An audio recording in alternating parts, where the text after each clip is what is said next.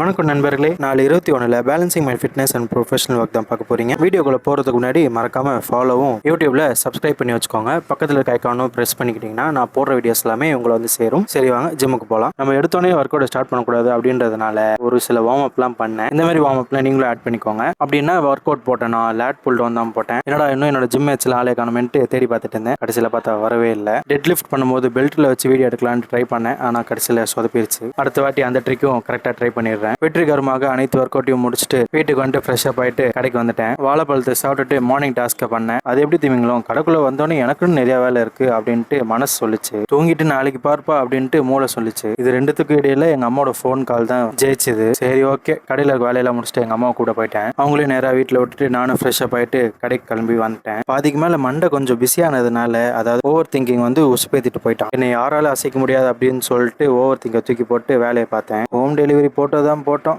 போறவங்க எல்லாமே home delivery தான் கேட்குறாங்க. ஹோம் டெலிவரி முடிச்சுட்டு கடைக்கு வந்தா வடக்கு நண்பர்கள் ராத் சுபா ஏக் தவாய் அப்படின்னு சொல்லிட்டு கொடுத்துட்டேன். எனக்கு தெரிஞ்ச ஹிந்தியை வச்சு கோளாறு பண்ணி கொடுத்துட்டேன். கடையை க்ளோஸ் பண்ணிட்டு வீட்டுக்கு வர வழியில பாத்தீங்கன்னா மழை ரொம்ப பெய்ய ஆரம்பிச்சிட்டான். இந்த குளிரான மலையில தோசை சாப்பிட்டா, அதாவது முட்டை தோசை சாப்பிட்டா நல்லா இருக்குமேன்ட்டு நானே சுட்டு சாப்பிட்டுக்கிட்டு இருக்கேன். இந்த கடை வச்சிருக்கவங்க எல்லாமே பாத்தீங்கன்னா நைட்டு சாப்பிடவே ரொம்ப லேட் நைட் ஆயிடும், அதாவது 11 o'clock. அவ்வளவுதாங்க, முடிச்சுக்கிறேன். அடுத்த vlogல் சந்திப்போம். ஃபோக்கஸ்டா இருப்போம் நண்பர்களே. Bye bye.